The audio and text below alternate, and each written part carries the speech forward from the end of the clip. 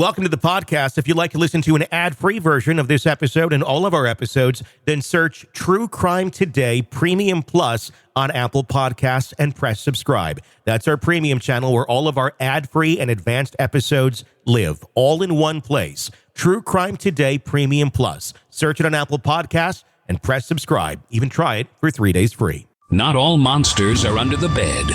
Some are sleeping next to you. Welcome to Hidden Killers with Tony Bruschi, featuring retired FBI Special Agent and Chief of the Counterintelligence Behavioral Analysis Program, Robin Dreeke.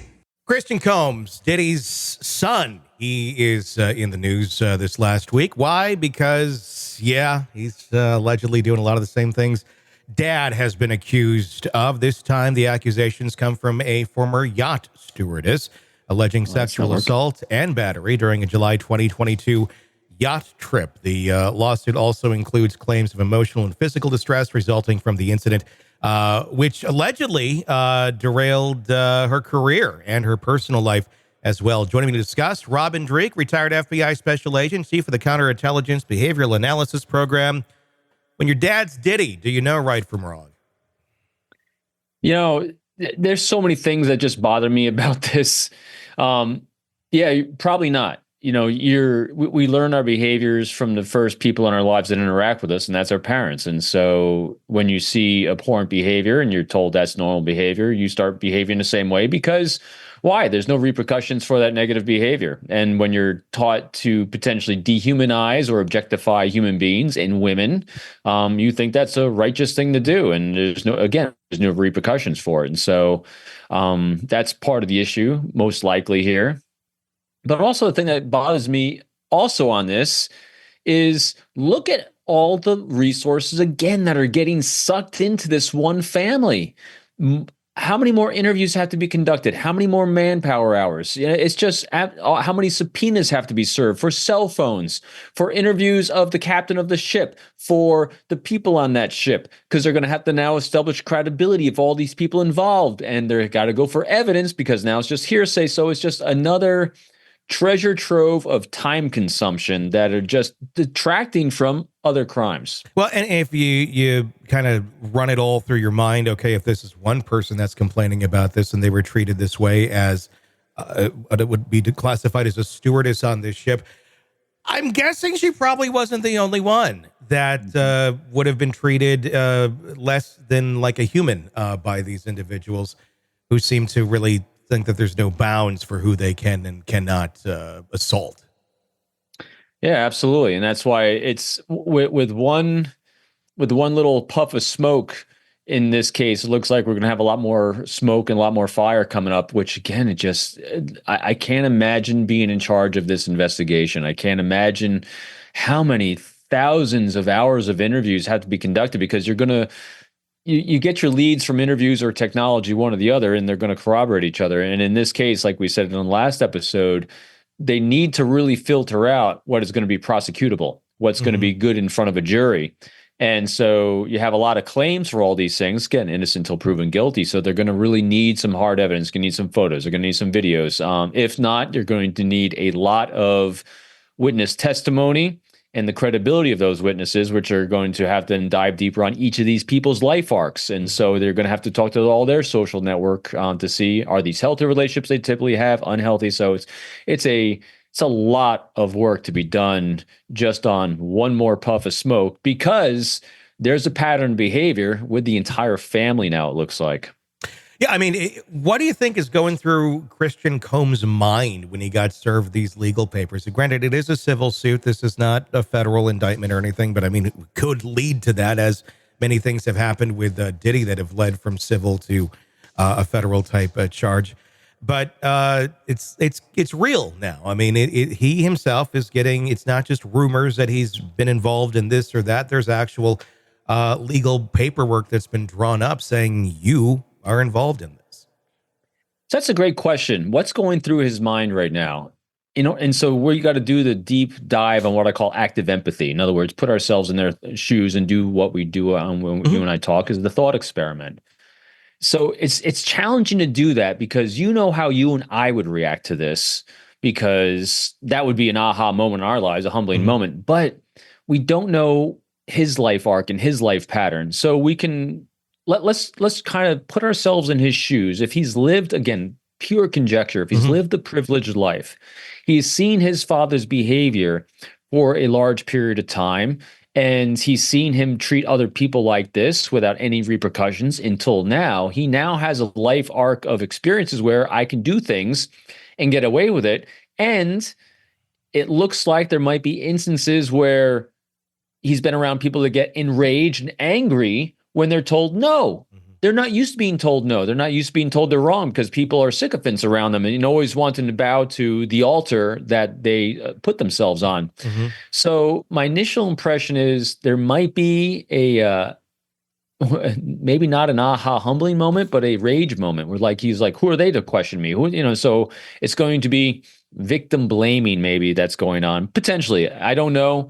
But again, if you put yourself in the shoes of someone that has lots of life reps for being around it and getting away with it, and all of a sudden you're being accused of it, there's going to be a lot of pushback, I'm imagining. It's one thing to look at, okay, how is Diddy going to process all of these things from his perspective, which I think is pretty much almost an answer of he's not. He's just going to keep thinking that he's unstoppable, and he's in the right no matter what.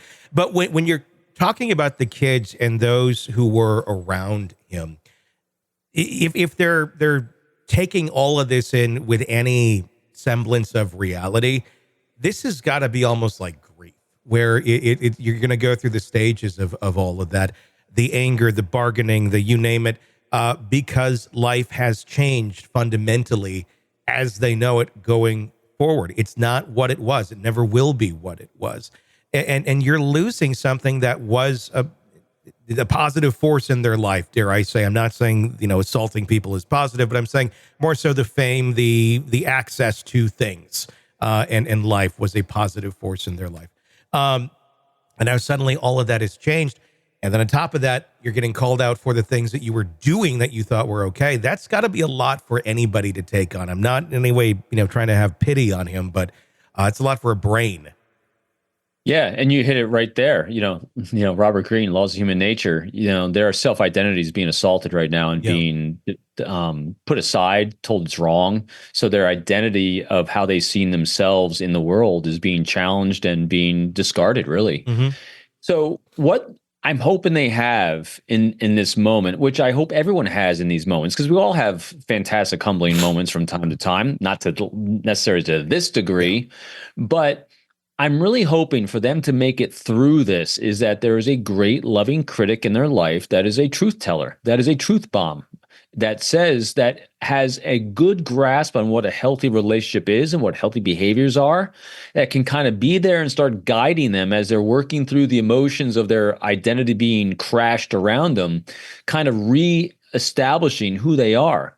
Because every time that who we are is challenged by those around us, we get very defensive, our insecurities flare up, and we react, violently sometimes against it, as in the cases here potentially. And so what it takes is someone to help us readjust and remind us, and hopefully remind these kids, these actions aren't all of who you are. Who you are is still in there. So let's go back to who we are, and let's bring that good, healthy little boy or little girl or whoever it was before you start being corrupted by the misidentifying bad behaviors around you, started really grabbing hold and starting to bring that back out, because that's what needs to happen here is some great therapy, because their personal identity is in the process, I think, of being destroyed. And as well, individuals who are brought into these things, it just makes you wonder, what did they, what were they thinking going into this? Most of people, you're being hired for these sort of jobs. It's, it's the party type life. Okay. You're going to be a stewardess. You're going to be serving. You're doing this. You're probably not thinking, at least I hope you're not thinking, I hope it's not that prevalent enough that you're thinking, oh my gosh, I'm going to be assaulted on this job. But then that happens. And then even the safeguards kind of come down as well. We're hearing the captain, as allegations, failed to do anything. Just kind of blew it off of it's Diddy. It's kind of comes along with it. But obviously, none of this behavior is okay. You can't just brush that off and go, yeah, well, he's going to do what he's going to do, because you can't. That's not the world we live in today. But it seems like we did for a while. I know there's a few things on this. The first is one of the reasons why this also bothered me so much was because now we got to start taking a look at this captain. Mm-hmm.